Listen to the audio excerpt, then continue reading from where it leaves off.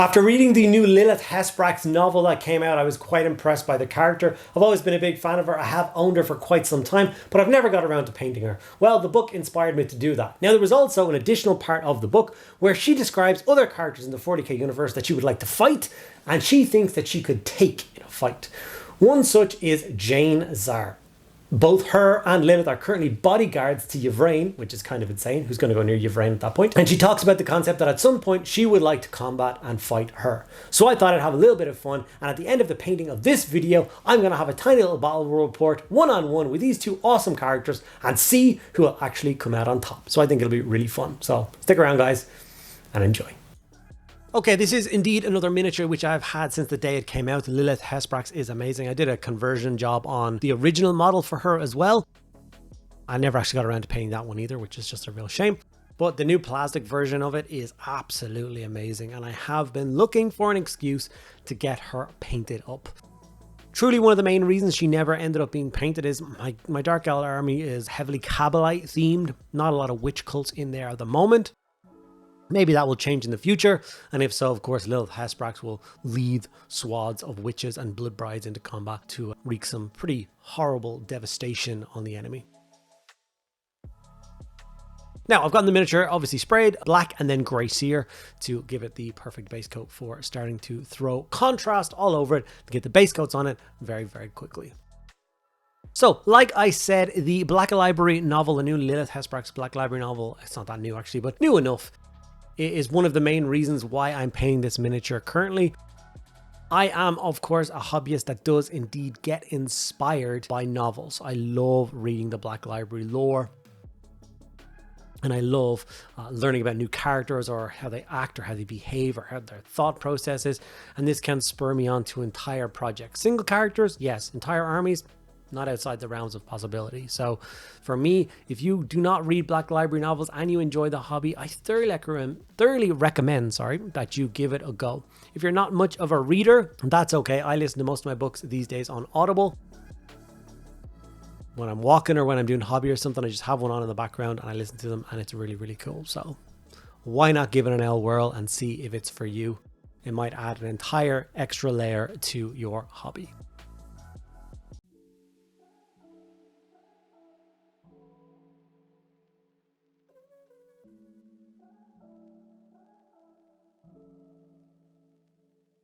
Now, one of the coolest things about this particular novel was the concept of where Lelith Hesperax was currently in the lore. Obviously, I just assumed she was still in Comra with everything going on. But no, it turns out that she has been traveling around with the Ynnari. I did not take Lelith Hesperax to be one of the Ynnari followers, and she holds out that she is still not a follower of the Ynnari way, but she just likes to travel around and fight with the Ynnari, as Ynnari will of course take away that horrible dread feeling that the god Slanesh presses on all Eldar, which is really cool. So she does travel around and she does act as somewhat of a bodyguard. This of course did make me smile, thinking of Ynnari having an avatar of death, the Visarch, Lelith Hesperax, and then Jain Zar as bodyguards.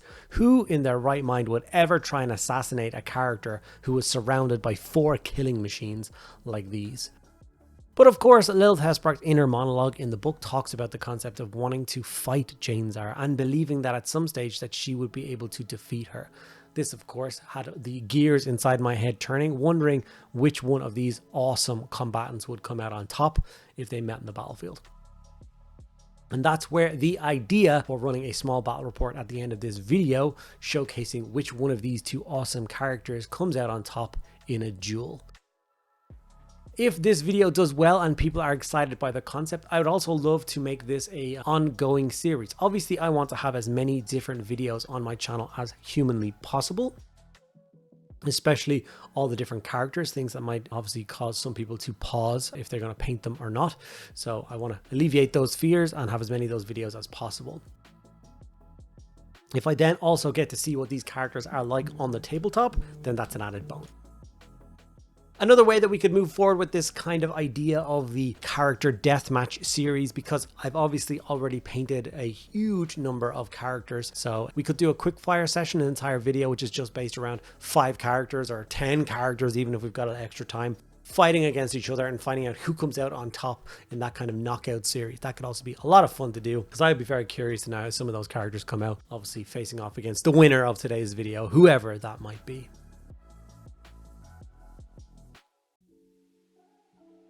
Okay, we of course have gotten all the base coats on Lelith Hesperax currently, which is looking quite nice.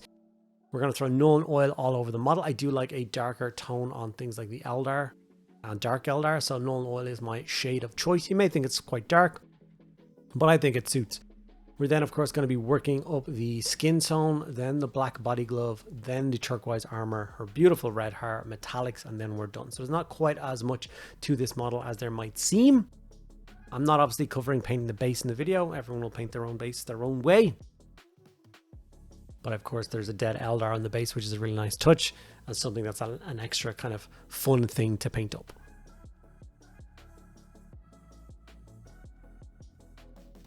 Her skin tone is another thing which didn't really jump out at me as being kind of interesting. If you look at the box art for Lelith Hesperax, you'll notice she has grey milky skin, which is didn't resonate with me. Not something that I like, so I'm going to go for the kind of traditional skin tones. If you guys think that looks weird, you can of course let me know in the comments below, but I think it suits and I think it looks really, really good.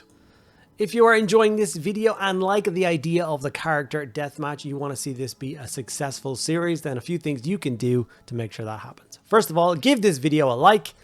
Make sure you let me know in the comments what other characters you want to see fight in the character deathmatch.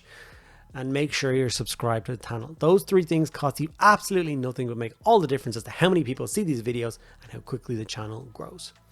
If you want to help support the channel even further, obviously there's links to things like my Patreon and channel membership linked down below. With those two things, you get access to a private Discord server where you can hang out with me and over 400 awesome hobbyists on a daily basis, talk about your hobby, getting involved in all the different events that we host over there, painting competitions, monthly showcases. And of course, you also get access to an extra video every single week. So I make an extra video just for channel members and just for Patreon members every week. So if you want some extra content, please do check that out as well. Okay, the model is really starting to come together now. The skin is now complete. It's time to work up the body glove. Now with the body glove, I am just going to go for a single coat of Corvus Black highlighted over the Black Templar contrast that we've already done. Just to tidy up all those lines all around the kind of where the skin meets the body glove. You make those lines nice and sharp. Even the skin pops kind of a little bit more when you do that. The armor on her obviously doesn't match the standard scheme that should be for Lelith Hesperax. She obviously has her own cult, but I'm going to paint her armor to match my Dark Eldar army so that when I join her with my existing forces, she matches in and looks awesome. That's not particularly correct in the lore. She will never don someone else's armor color because she's such a high ranking. She basically forms the war host and other archons will join her and take on her color more than the other way around. But to hell with that, I think she's going to look really cool with turquoise armor instead of the black armor, so I'm going to go with that. And I think I made the right decision. I think the color separation between the black body glove, the turquoise armor, the beautiful big crazy mane of red hair filled with blades and hooks, I think those three things really set each other off and it looks really nice, so I'm happy with my choice. Of course, going in here with the Sons of Horus green and doing a very quick highlight on that armor, just to make it stand out. Obviously the hair and skin are the two kind of defining features of this model. I think that's fairly obvious when you look at it. So for the hair, we are going to go for Mephiston red into Evil Sun Scarlet into Wild Rider red. So in order to make the strands kind of stand out and not take a million hours to do, what I did is I went in with a fine brush and I painted basically the hair that's just touching her head, and then she has the big metal top knot and then the huge big plume. So I went in with a fine pointed brush for this section, and then I just dry brushed the red over the huge section over the back. And that worked out really nice. There's also a red ribbon coming off of her arm, and then holding on her like big kind of crazy flail thing she's got on her other hip. There's a bit of red ribbon holding that on as well. So that just kind of helps balance out the color scheme. Of course, like I said, going up to Evil Sun Scarlet for the next tone. And each time we're going to go less and less, and each dry brush on the larger section we're going to go less and less, just trying to make those kind of details pop.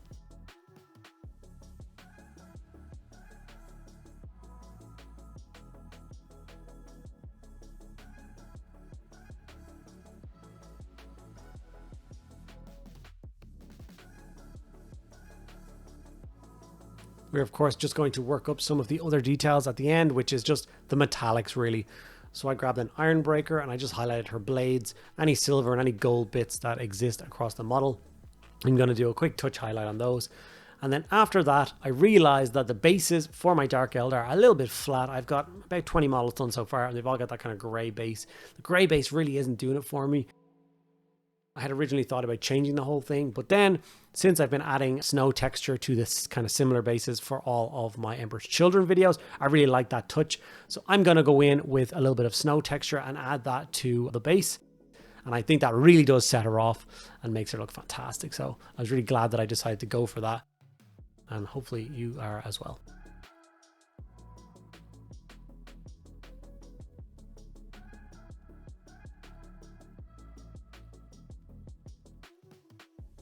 After I was done, of course, layering up the hair, I actually grabbed a red glaze and did a very thin coat across all of her hair as well, just to make it pop even more. It was a nice shade. It just kind of wasn't that kind of blood red crimson that you see her like exhibited in art and in the miniature painted on the box and stuff like that. So the coat of red glaze really does kind of accentuate and give that kind of awesome slick red look, or really transform the red to the color and tone that I wanted.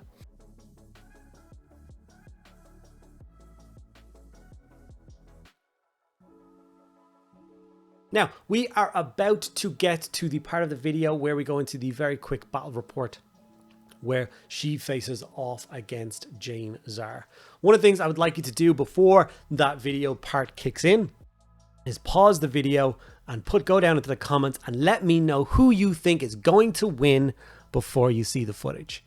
I'm curious to know, do you think this is incredibly one-sided?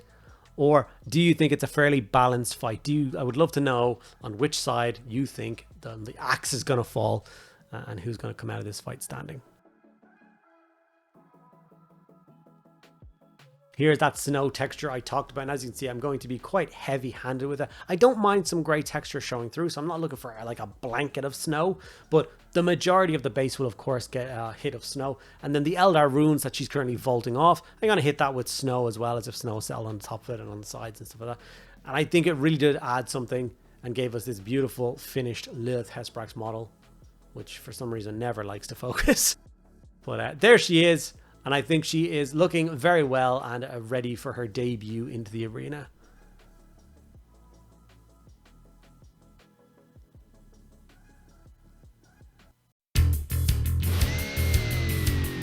Okay, the first matchup in the character deathmatch series is going to be Lelith Hesperax, the Queen of Knives and the greatest succubus to ever come out of Comra, and of course Jain Zar, an Eldar Phoenix Lord, the Phoenix Lord of the Howling Banshees, no doubt. So she is, of course, also a force of nature, and it's going to be a very interesting dynamic to see which one of these two characters comes out on top. Now, one of the interesting things is to figure out who gets to fight first in these combats. They both have the fights first abilities, so how that interacts in the game, I still believe it goes by whose turn it is. So I guess we're just going to have to roll off and see who wins. So let's get rolling and find out who's going to strike the first blows. Okay, for Lelith Hesperax, we are going to get a solid 2. And for Jain Zar, we are going to get also a 2. A traditional way of rolling off is always, of course, to have a draw. So once again, back to Lelith Hesperax with a strong 4. And Jain Zar in with a strong 6 with the Mediocre Hobby symbol on the dice. So Jain Zar will, of course, take the first strikes of this combat. Okay, we are very, very worried about Lelith Hesperax for this opening kind of foray. So, we are of course going to use the Blades of Destruction, which are the weapons made up from Jain Zar. And we're going to start rolling these. So she has 8 attacks on the profile. She hits on 2s. She misses with just the 1. She has strength 6, but she's also anti-infantry 3+. So, I mean, she'll wound on 3+ with these dice. But because she is fighting another character, she also gets to reroll any of the failed misses. So, she fails to wound twice, she gets to reroll them, successful with 1 and misses with another. That means a grand total of 6 wounds have gone through to Lelith Hesperax, which are -3 to her save and do 2 damage apiece. This is very likely that Lelith Hesperax will, of course, perish in the first strikes of this combat. Okay, Lelith Hesperax having activated her Thrilling Spectacle ability, which is actually pretty cool. It gives her a bunch of extra attacks in combat, increasing her attacks to 12, but it also gives her a 3+ invulnerable save for this round of combat. So can she save herself with a 3-up save? And yes, she does. No, she doesn't. 2 wounds will still, unfortunately, kill Lelith Hesperax, because each of those will, of course, do 2 damage. Meaning she will suffer 4 wounds, which is all the wounds that she has. So Lelith Hesperax will, of course, have died in that opening engagement. Now, I'm curious to know whether or not who got to strike first in this fight determines who won. So I'm going to go for a little bit of time warp now. I'm going to go back. I'm going to fight first with Lelith Hesperax and see if that makes a difference in this combat. Okay, Lelith Hesperax is absolutely no joke. She is meant to, of course, fight first in combat. That's why she has that ability. She is a glass hammer. Let's see what happens when that hammer falls. So like I said, she's going to activate her Thrilling Spectacle special rule, which will give her 12 attacks instead of 8. So let's have a quick roll and see which ones of those hit. So she hits on a 2+. So we do miss with 2 of them, but we do have sustained hits. And we rolled 3 6s. That means that 3 more hits are going to be added to the pot. Sorry, there's another 1 there. So we are left with this, and then we are going to see what she needs to roll to wound. So normally she is, of course, strength 3, but she does have anti-infantry 2+, which means she is going to wound Jain Zar on 2s. Okay, 1 miss. So Jain Zar is currently suffering 2, 4, 6, 8, 10, 11 wounds, which do -2, 1 damage. So do we think Jain Zar is going to survive that? Let's find out. Okay, we're going to take up these attacks. Jain Zar does indeed have a 2+ armor save because she is wearing beautiful armor, but with -2, that's going to take that to a 4-up. She needs to suffer 5 wounds to die, so let's find out if she can pass enough saves to keep her alive.